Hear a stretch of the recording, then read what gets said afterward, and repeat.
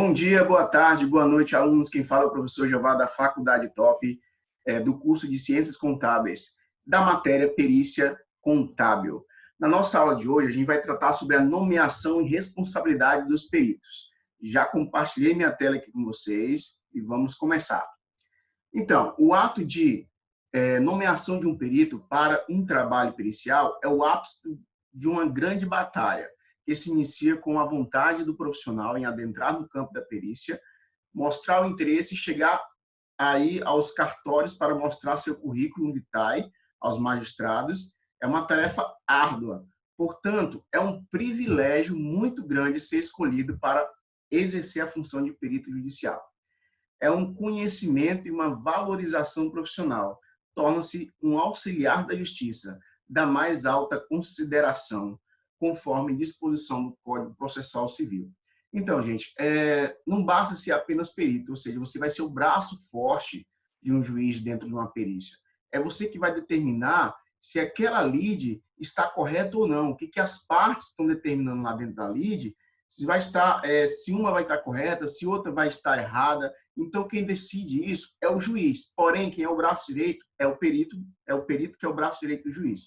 Bora para adentrar aqui na nossa aula.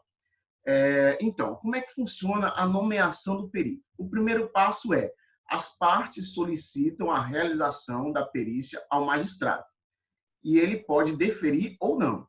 No segundo passo, o juiz, quando ele defere, né, quando ele aceita a lide, ele vai nomear o perito na forma preceituada do artigo 421 do CPC, fixando o prazo de entrega do laudo, ou seja, ele já nomeia o perito e já fixa o prazo para que ele possa voltar com esse laudo, para que ele possa também determinar qual vai ser o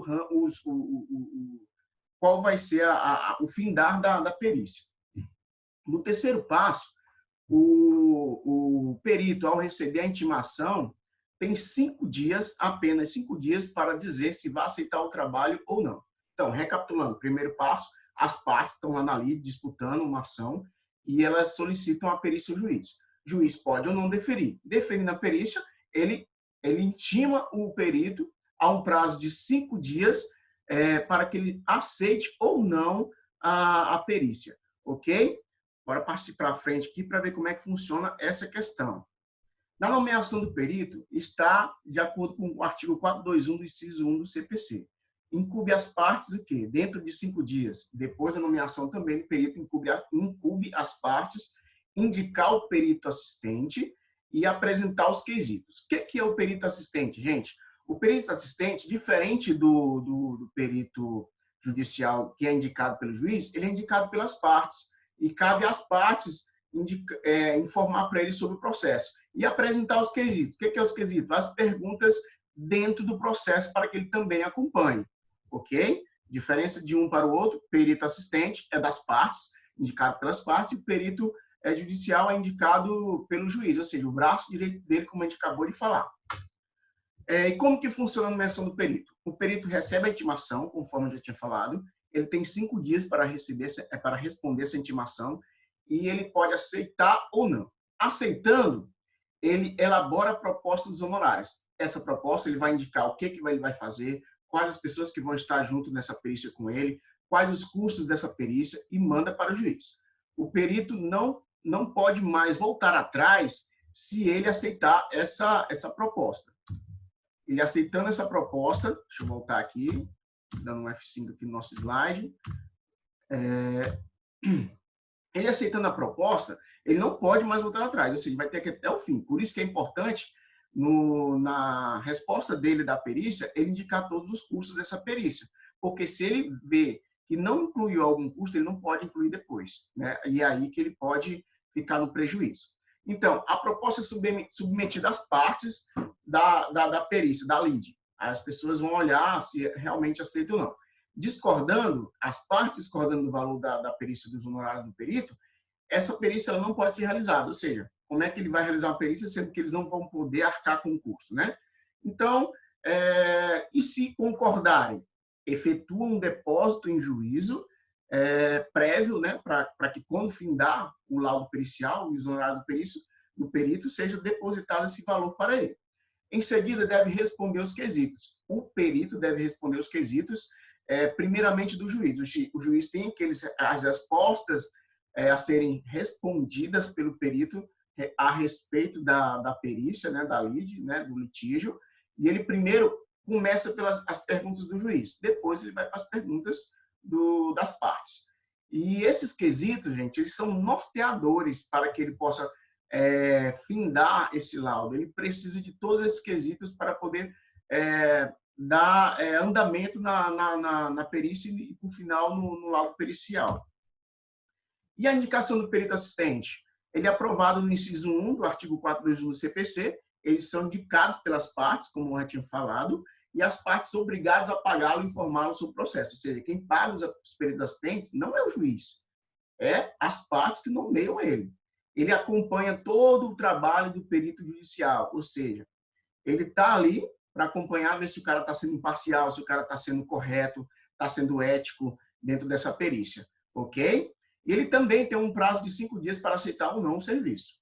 Devem elaborar o parecer técnico e entregar ao juiz, ou seja, a partir do momento que o laudo é feito, o perito assistente também tem que fazer o parecer técnico pericial. O perito judicial apresenta o laudo e o perito assistente apresenta o parecer técnico, né? E quando que ele deve apresentar esse parecer técnico? Num prazo de até 10 dias após o laudo pericial, ou seja, é um prazo bem curto.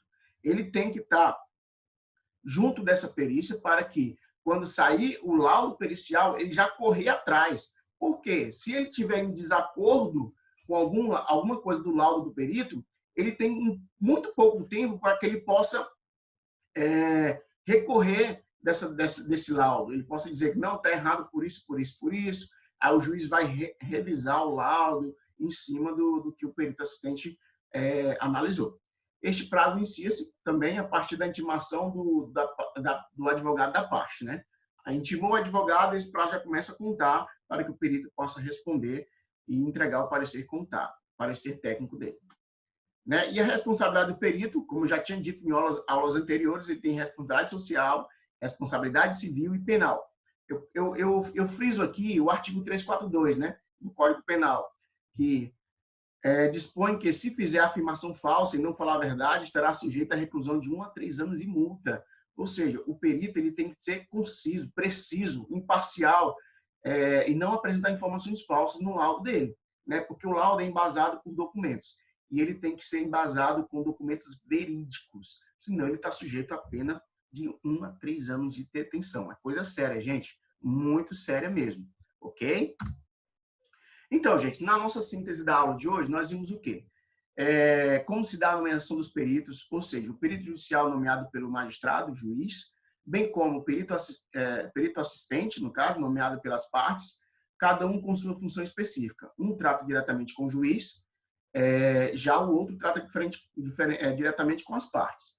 Vimos ainda quais os prazos estabelecidos para aceitação ou não da lide e para apresentação do laudo pericial, do perito judicial, e o parecer pericial, do perito assistente. Beleza, gente? Esse foi o conteúdo da nossa aula de hoje sobre parecer pericial, onde trata sobre o perito judicial e o perito assistente e como que funciona a nomeação de cada um. E como é de costume, tá? A nossa atividade de hoje vai estar postada já no nosso portal, no Live. Ele diz o seguinte: de acordo com a legislação, descreva um breve resumo de como se dá a nomeação do perito e do perito assistente. Já está na nossa apostila também lá e já está no nosso slide que eu também vou postar. Eu quero que você descreva aí basicamente como é que funciona, conforme a gente descreveu aqui também na nossa aula de hoje. Beleza? No mais, gente, eu agradeço demais a participação de vocês e nós nos encontramos na próxima aula, ok? Muito obrigado e fiquem com Deus.